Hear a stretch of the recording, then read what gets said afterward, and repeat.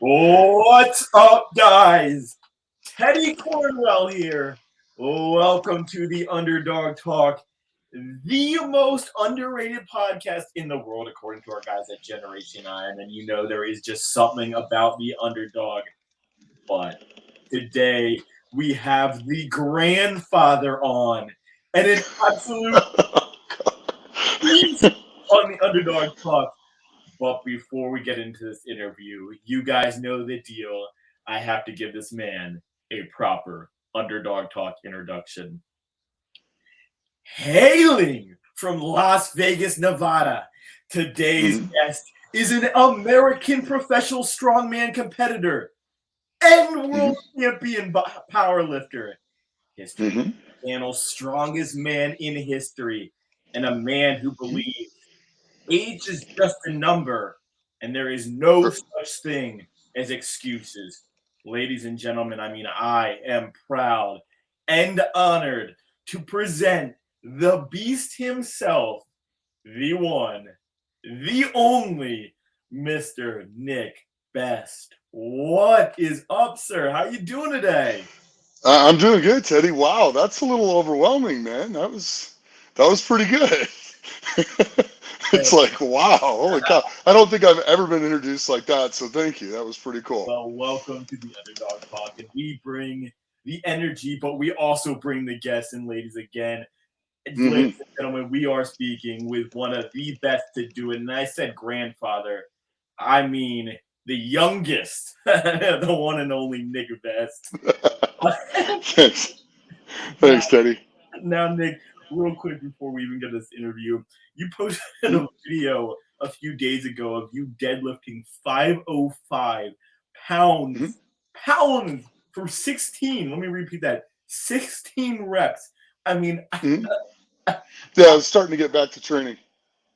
I don't even know what to say. I don't even think I can bench. I don't even think I can do that minus 450 pounds maybe one time. So, let's just get into it. You are an absolute beast. How's the family? How's everything doing? I don't even want to think about how much weight you're losing. It's just embarrassing me. Family's good. Callie's training for a CrossFit show. She's going to do a team CrossFit competition, and she's working as an ER nurse, so she's doing great.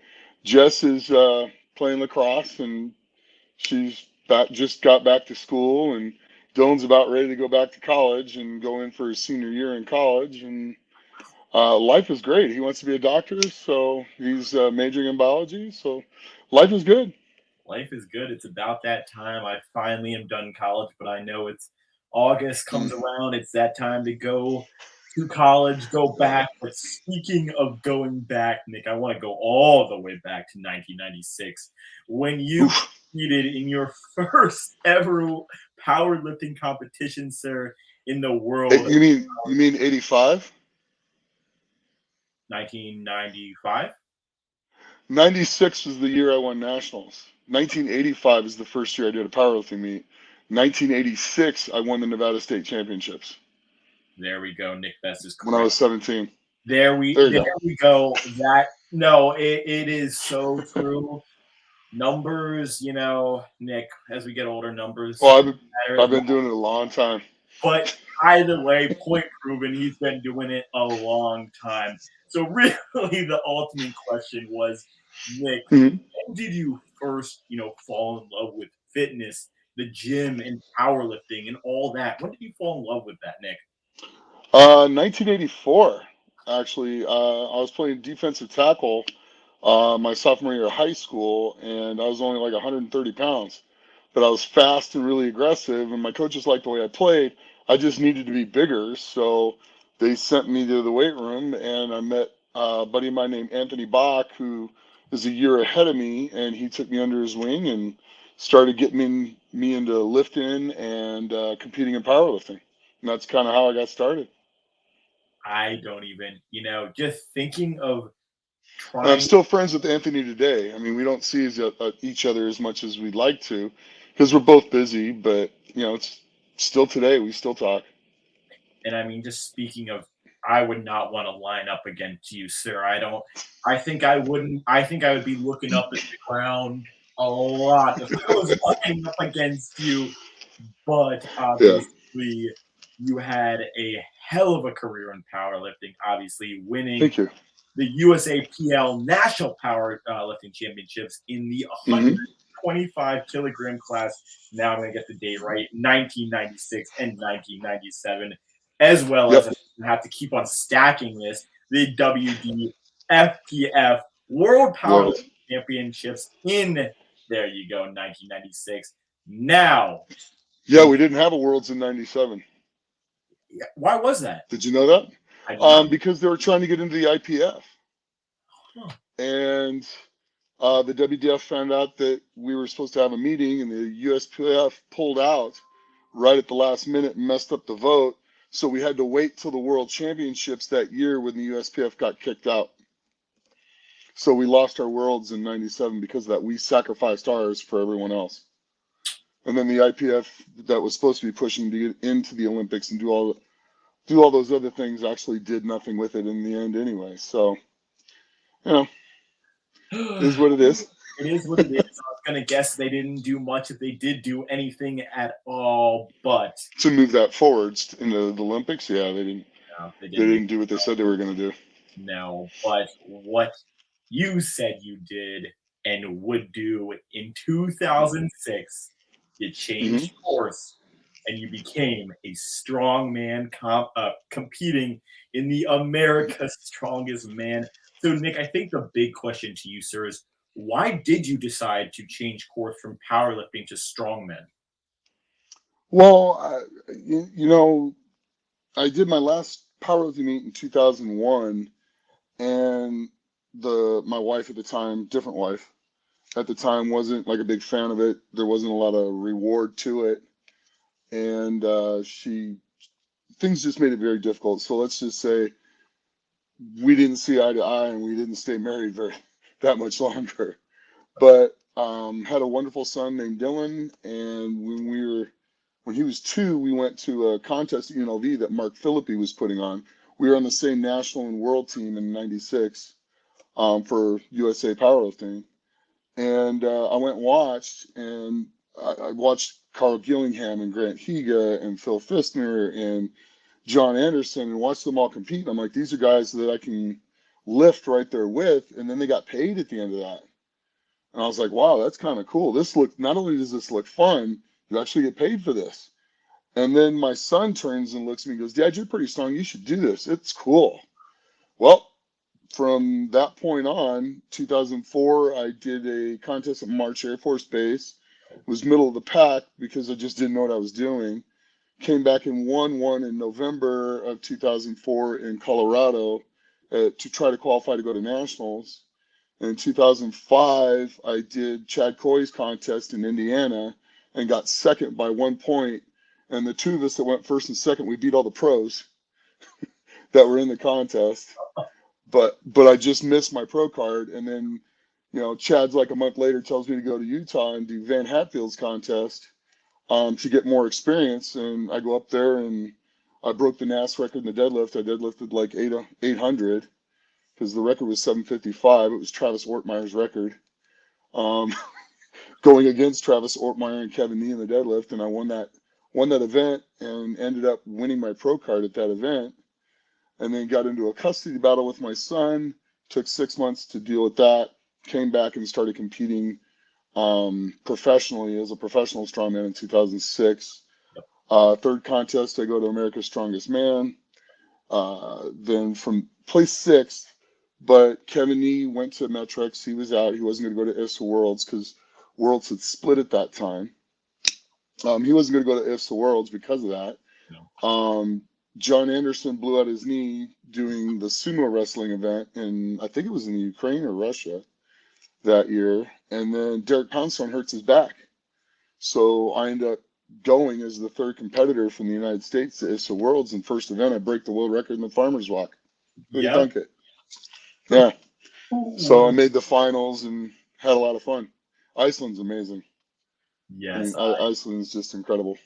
Yes, I have been to Iceland. It is phenomenal. And then speaking of Iceland, we had Magnus from Magnuson, one of the best to do it on Uh, this show. And it was Maggie. interesting to me, Nick, because just like you, he started out with powerlifting and then Hmm. made that transition into the strongman. And I think it is just because now the strongman and even back then what Magnus was saying goes, it's just badass. I mean, back Hmm. then, more so, like, we're just tossing weights, we're having fun. Like, it's badass. And obviously, now it's become more of a bigger sport. But I mean, Oh back yeah. in the days, especially when you did it too, it was just a freaking fun time, man. Oh, it was a blast. I mean, you just show up. Sometimes you got to train some of the events, sometimes you didn't. You had to look at it, figure out how you're going to lift it, and just try to go as fast as you can and try not to get hurt. It was fun. And I mean, Still is fun. it still is fun. And I mean, the rest is history. As you mentioned, Nick, you still hold the International Federation of Strength Athletes world record for the Mm-hmm. 125 kilogram, 75-meter farmer's walk. Well done, sir. And obviously, the career followed with the All Thanks. American Strongman Challenge in 2010, Yep. second at the Strongman Super Series Swedish Grand Prix, and then Yep. obviously the big one, the sixth place in the 2010 World's Strongest Man. But what I want to look at is, I mean, Nick, fast forwarding to current day, you, Mm-hmm. sir, just received an invitation to the 2022 official Strongman Games in the men's Master 50 plus division. I mean, would you mind Yeah. talking a little more about this, Nick? Well, so Mark Felix at World's Strongest Man this year had decided to go in the 50 plus. Mhm. And so I looked at Colin and okay, well, I'll go in there and we'll just blow up that division. And so it's going to be me, Mark, George Pearson, Chad Coy, and quite a few of the other guys that are going to be in there, and we're just going to go tear it up, go get after each other. It's going to be fun. I know our Viking press is 265. Farmer's walk's going to be 280 down and back, and then a 310 down, which that'll be cake. Deadlift is 600 for reps. I think somewhere between 17 and 20 should win.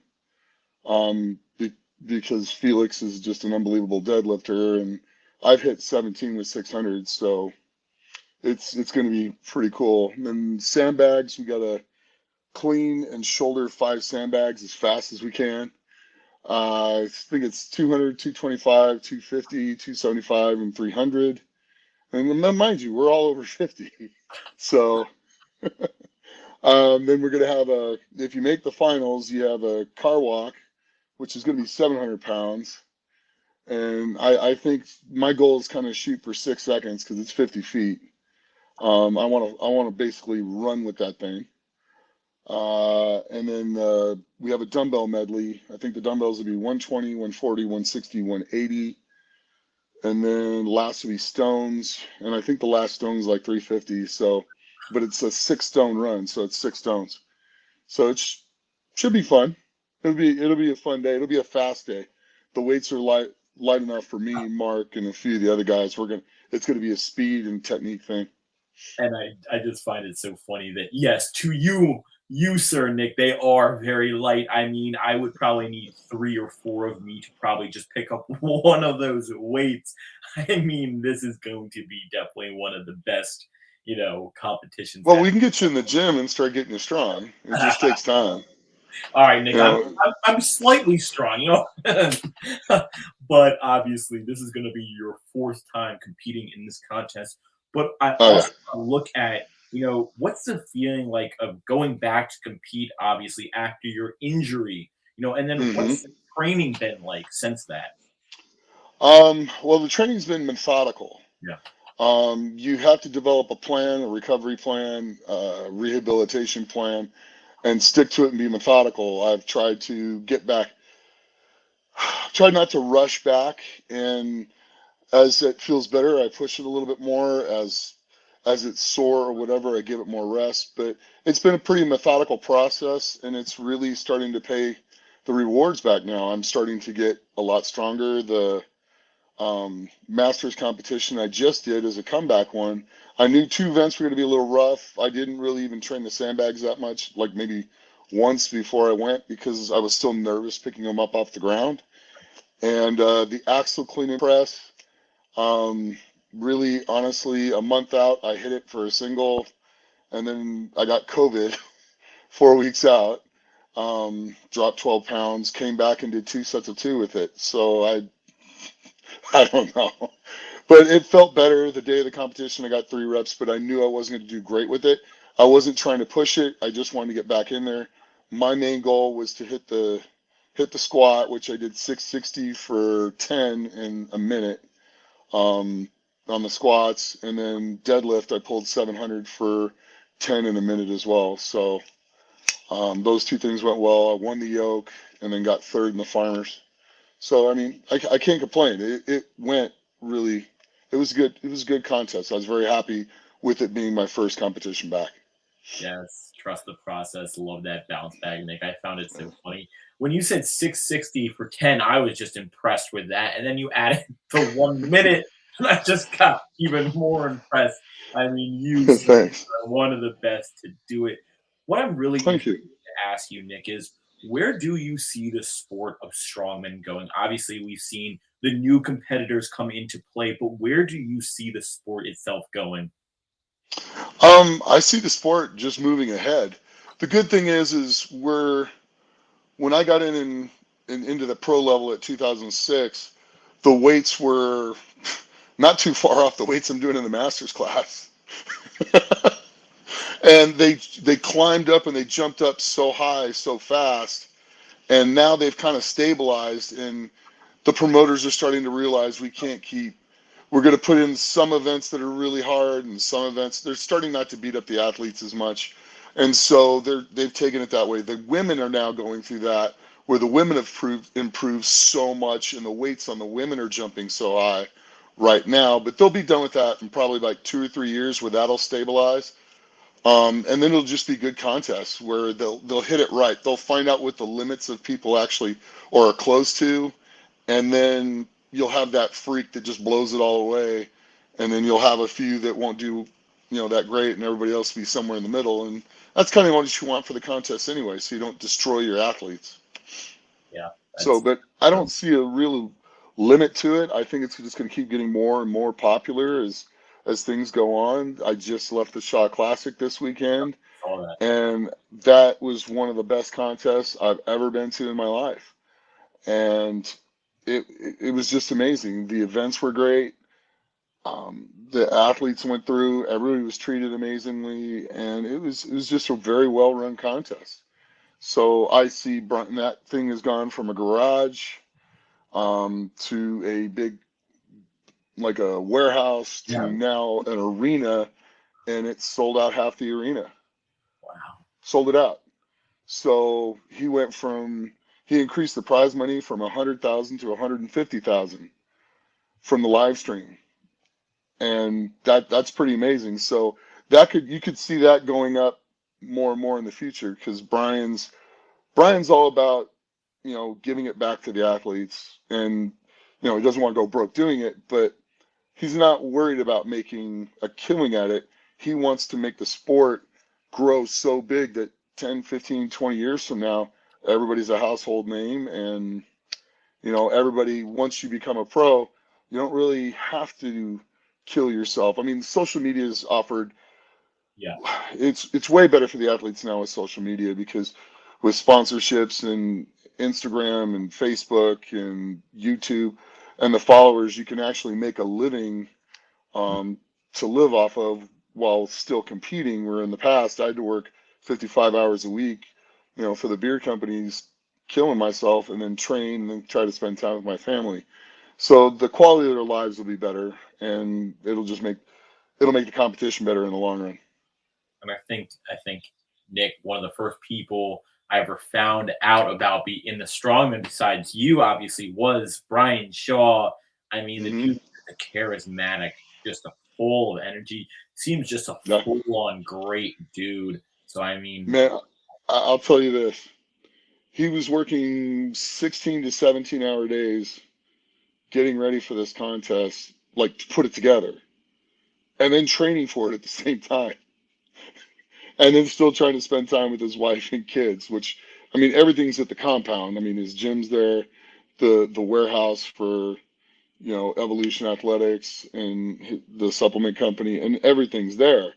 The podcast studio, all that stuff. It's there, so he doesn't kill any drive time going anywhere, but he was still working 16, 17-hour days. I went and flew in Wednesday, and we started loading all the equipment Wednesday and Thursday. It was like 4 truckloads and driving back and forth about an hour away from his house, and 2 flat trailers as well worth of equipment back and forth. And he's working. He's telling us where to go. We won't let him touch a thing, but he's working. He's paying attention to things. His attention to detail is unbelievable. I mean, it truly is. Everything has to be right on the money for him, and it's great because when you get in the contest, you're gonna be fine. You don't have to worry about the equipment. You know what all the rules are. There's no doubts in anything. Kind of like that car leg press. He had me come out a couple weeks before and test that car leg press. So, and we found things that were a problem as far as cheating wise, because if you slide up the seat about an inch, you get a 300, 400-pound advantage by sliding off there. So all the guys had to keep their butts down. So if people are watching the videos and seeing the stuff with the judges, it's because they had to stay in contact with that, because if they didn't, it just made it way easier. So, and they're pushing close to 2,000 pounds. So it was pretty serious. Yeah, it's lightweight to me, Nick. Yeah. that is all right. I'm going to rephrase it. That is lightweight to you. To me, that is impossible. Now, I think you're so spot on with that. Social media has really shown a light onto powerlifting and even bodybuilding itself, giving it a different atmosphere and allowing more people to kind of relate to it, find out who Yeah. Brian Hall is, who Nick Best is, who are all these people truly are, and it's been that is one of the good things from social media. I'm going to have to say it, but social media has its positives and its negatives. yeah. You have to minimize the negatives and go after and improve the positives, and that's all you can do. I mean, and you just take it for what it is and know what it is going into it. So you separate that out. You got to be smart about it. Yes, that's all. Damn right. And I mean, Nick, I want to end this interview with, you've really seen it all in the strongman and powerlifting world. So, what is your biggest tip for someone who is looking to become a powerlifter or strongman, just like you once were, sir? Well, you got to understand a couple things. The term Rome wasn't built in a day definitely applies. As much as my generation started kind of the instant gratification thing, like the moment you do it, you expect results right now. It's gotten even worse with the younger kids, and they got to understand it's going to take you 10, 15, 16 years to get to an elite level if you want to stay. You can get there faster, but your body's going to give out on you. If you want to do it for the long term, long haul, you have to. The patience is a virtue for a reason. So you have to have patience. You have to put the work in. There's no way to get around putting in the hard work to get there. And once you do that, and if you do it the right way, you can stay there pretty much as long as you choose to stay, which is why I'm still kind of cruising around and having fun. I mean, I love what I do now. I absolutely love it. I love the training, and you have to love the training. You have to love the process, because if you don't, you want to do it because you have the ability, but you want to get famous, you're not going to last in this. You might get well known for a little while, but you're not going to last. And with that weight, the body, yeah. And that is why Nick Best is called the grandfather. Because truly, there is not many people who can be lifting the amount of weight, at your young age, sir. And that is No, just thank you. feat of its own. and a true accomplishment. Obviously, you have some of the best records and all this, but one of the biggest accomplishments in my eyes for your career is your longevity, because oftentimes even Magnus from Magnuson was telling me, you see these guys give out at such a young age, their bodies get all these career-ending injuries and they can't bounce back Yep. from it. And then, that is why you are still in the game, sir. And the world Yeah. is so much better, and the strongman competition is so much better with the one and only Nick Best. Now, Nick, I do have to ask, Thanks. what was your best lift where you were like, damn, that just went up? What was that one lift that you remember that it was just mind blowing to you? Oh, well, that's it's hard to pick just one thing. I mean, to be honest with you, it really is, because there's stuff I've done. I go, did I really just do that? The ifs are worlds when I grabbed the farmer's walks. Um, I was racing Benedict Magnuson in Iceland, and we had to turn with those cylinders, and the handles are inside, so you can't, they're riding on your legs. You can't get them away from you. And 75 meters is a long way. So, and I ended up breaking the world record by like 3 seconds. And I didn't even realize what I did. I just turned around and started cheering on Benedict, trying to get him to finish, because we both came around the second turn at the same time, and then he dropped, and I just kept right on going. And about 10 feet before the finish line, I dropped, picked it right back up, just didn't even take another step, just picked it right back up and went across the line and dropped it. And I remember Andres Mermetz, the guy that had the record, was in the next heat, and he came in and tried to get his record back, and he missed by a second. He goes, if I wouldn't have dropped him right there, I go, yeah, I dropped him the same place you did. He goes, you dropped him? I'm like, yeah, I dropped him. So it was pretty neat. But like the Paul Anderson thing where we did the hip lift or the carousel lift, because you can use your arms in the carousel lift. The hip lift that I did in Australia, you couldn't use your arms. That was 2,531 pounds. That was one that Jenkins and I did, and we tied. I still can't believe we did that. I mean, it's just crazy. Except for, I think I was about 310, he was about 400. So, but I just love doing it. I love having fun. There's like the Giants Live in 2017 in Indiana. I deadlifted 765 8 times in 60 seconds. I still can't believe I did that. And I had room to go. I probably could have did 10 or 11. So I just knew that that was going to win, and that was good. And six was ended up being the next best, closest thing. So it's just you try not to think about, oh my God, what am I doing, or what did I just do? You just go do it and execute it, and you think about it later. Really, yeah. So it's hard to pick just one. Squatting 870 at the Kern, with Eddie Cohen being back there coaching me. I mean, that was amazing. I mean, at 48 years old, there's just been so many things, and I'm just gonna keep trying to do them and have fun. I want to squat 881 next year. I want to total 2,200 again at 54 years old. So that's one of my goals for next year. I don't Wow. want to re-break the deadlift record, because Andy Bolton keeps coming after. He wants to break the record because it's 815. I when I tore my lat off, I was trying to break my own record, and Yeah. I just want to go after it and put it out there a ways. You said how old you were? I thought you were 30 years old or 23 years old, Nick. Come on Yeah, now. yeah, yeah. I'll be 54 in November, so And speaking it's of that, I mean, the 2022 official Strongman Games is coming up, and the man, hmm the myth, the legend, Nick Best will be in the 50 plus division, and I Yep. guarantee and I know that there will be some big darn lifts from Nick Best where your jaws will drop. Now, Nick, it has been such an honor and privilege being able to have you on the show. One of the best to ever do it, sir. But Thank I like you. to get my guests out of here with some rapid fire questions. Are you game, sir? Okay, we'll see what I can do here. I got hit in the head a lot when I played football, so we'll see.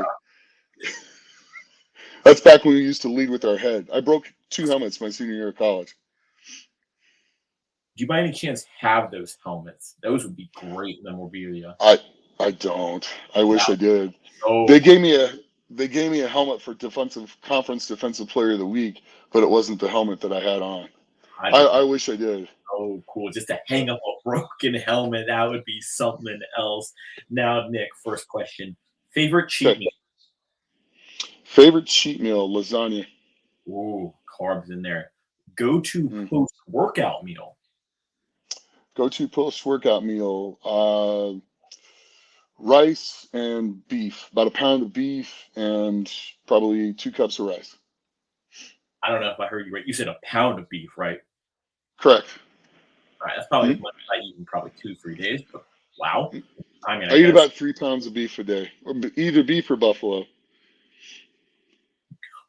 wow. To get my salmon in, I'll go to all-you-can-eat sushi, and I'll eat probably somewhere between 60 and 80 pieces of salmon nigiri. Oh, I feel so bad for that all-you-can-eat restaurant. I mean, they did it to themselves, but they did not know Nick Best was coming into their restaurant, and I feel Well, we go in as a group, though. There's like 4 of us that go in there. And I'm the lightest of the 4 of us that oh go. gosh. Next time you guys are coming in there, they see you coming, they're going to add an extra price to your thing. It's just only fair at that point. I mean, they're not expecting strongmen to come into their store. Yeah, we could put hurt on the sushi place or two. Yeah. Wow. Bench press or deadlift? Mhm. Deadlift. Magnus also said deadlift. That is interesting. Two legends think alike. I Mhm. like that. Well, I was a really good bench presser back in the day before I tore my pec. I'm still not bad, but I was up there in the Larry Wheels zone when I was younger. I've benched with the old bench shirts that didn't work very good. I did 705 and I was twice, and then I probably did 675 and it was probably like 6 7 times. My best raw one was 635, but yeah. So, but I still prefer the deadlift. That is very Larry Wheels. Look out, sir. No, no, no, not anymore. Hey, I would still look out, Larry Wheels. I mean, have you seen Nick Best? I mean, this man is a 30-year-old giant, absolute mean machine. Strongman or powerlifting? Ouch, ouch. Ooh. I'm just gonna say strongman just edges out powerlifting, but not by much. I mean, I love them. I got my start there. I love them both with all my heart. But at the end of the day, it's going to be strongman by probably, you know, a, a hair. I'm gonna take that back just because you are such respectful gentlemen. I'm just gonna let you have both of them. There is no need to pick between both because you are just so damn good at both. That's the Thanks. thing. Thank you. Last two are big ones, and I am very interested to hear your answer on this question. Talk Okay. like Rocky Balboa for the rest of your Mhm. life, or have to Okay. box Rocky Balboa in his prime. I'm going to say box Rocky Balboa in his prime. Let's go. And you are the first person, Nick, where I can honestly say I would not put any money on Rocky Balboa. That is the first time I have ever said that because I, Thank you. I don't think there's a shot in the world that Rocky could beat you. I mean, he's what, maybe 5'10". Yep, no chance. Well, I've met Sylvester Stallone. Yeah, I don't think he's 5'10". He's shorter? He's a little short. Yeah, he's a little shorter than that. He's probably 5'8". He's that short. Mm-hmm. Wow. Huh. A viewer just chimed in. What is one powerful lesson you have learned that changed your life, Nick? Listen to your body. Listen to your body. If it tells you it's tired, take a day off. But don't wuss out. If it's tired, it's tired. Know how to read the difference between you just you're kind of being lazy on that day or you're just actually really tired. If you're actually really tired, take 1 day off and it'll save you 6 weeks of rehab trying to heal and get back out there, which will save you 3 months of competition time. Because the less you get hurt, the more methodical gains will come and the faster you'll get there, even though it's slow. I agree. And I think for powerlifting and honestly all fitness, we're so scared of the rest day. We just want to Yeah, hit the gym, hit the gym. But yeah. after people talk with some of the best of all time, guys, they take rest days too, and they preach it because it gives your body a chance to recover, get those nutrients, just get everything going back to normal. You can't just constantly be putting your body through the ringer Look, every day, what are you doing when you train? putting your body through the ringer. But you're tearing everything apart, right? So when you go to the gym and you train, you're destroying everything. You're tearing all the muscle fibers. That's why we lift heavy weights. Because the heavier the weight is, the more the muscle fibers it tears through 1 rep. So that's why you get up near the maximum things, you can tear all the muscle fibers and then you're done. Well, when's it going to heal if you're constantly training? It has to heal all the way before you train again. And that includes tendons and ligaments. And no one talks about that. Nobody talks about your connective tissue and how long it takes to heal. Your muscle heals in 48 to 72 hours for the most part. But your connective tissue doesn't heal for 5 to 6 days. And that's what people don't get. So you have to rest. More training is not better. Intense, focused training. It's a mixture of what I do is a mixture of conjugate, which I didn't even know what that was until a couple of years ago when I got into an argument with my training partner. It turns out I've been doing it for almost 30 years. And heavy duty with Mike Mincer and Dorian Yates. Those two mixed together with some fine tuning from Bull Stewart, who's a powerlifter back in the day, who's probably the greatest drug-free powerlifter of all time back when I was going. He squatted 865 and deadlifted 832 at 242. He was unbelievable. But with some fine tuning from that, and it's been something that's carried me through all this time. I'm still together. I'm still in one piece. Yep.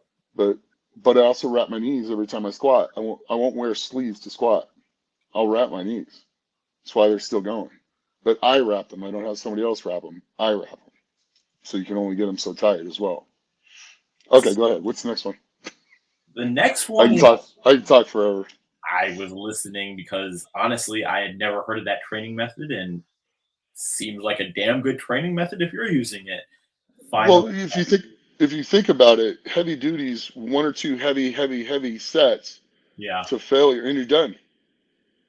And you're done. Move on to the next exercise. So 5 sets of 5 and 8 sets of 2 and stuff like that. I don't do that.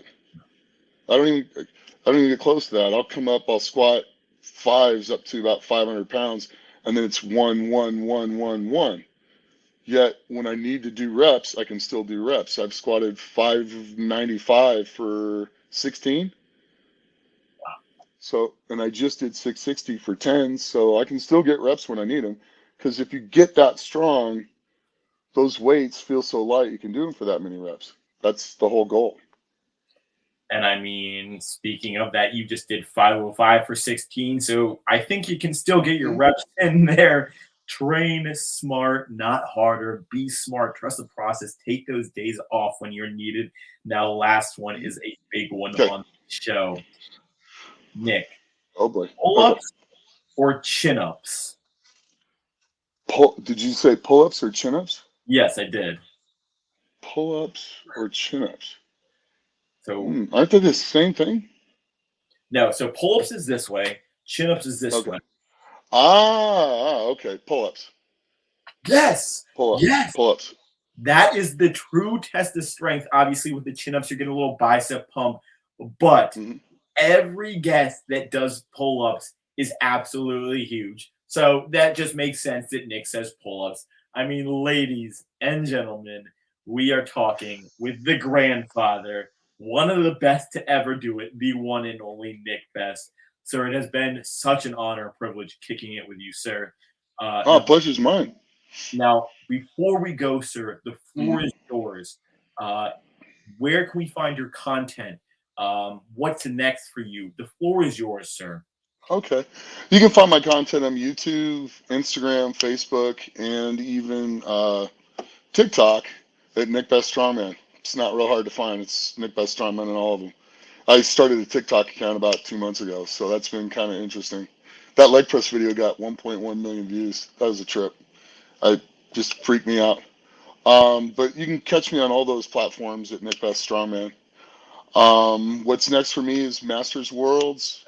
I might go to Norway and do a Masters competition there in January where we pull a boat on the ice. So that'll be kind of interesting. And then I'm going to come back and do a powerlifting meet in May here in Vegas at and try to break some records. And I want to shoot for 2,200 in May. City on your So back, your hometown. I love it. I think it's destiny that you break the records in your hometown. Something's just fitting about that to me. And Nick, you're not doing any of the TikTok dances, are you? I haven't done any of the dances yet, but I might try to do one or two just for laughs. Nothing too crazy, but I might do the refreshing water thing just as a joke I because saw that that. looks pretty funny. That's going crazy. That one is absolutely hilarious. Now, Nick, is there any Yeah. codes that we can run to support you, sir? Say that again? Is there any codes that we can use to support you? Well, most of the companies I work with don't have any codes, but like Barbell Apparel, they sell the Best Strong t-shirts for me. So like the age is just a number and the NB on the back and stuff like that, they do that for me. So and they got amazing clothes. Clothes that actually fits and stretches to fit me. It's the only place I've ever been where I can walk in and put on a pair of pants and walk out without taking them to a tailor. And Wow, that was that's be pretty fun. exciting for me. Yeah, because it's usually, I buy $100 pair of jeans and then I gotta go do another $100 in alterations every time. And I don't even want to get into when I had to wear work clothes, what that was like.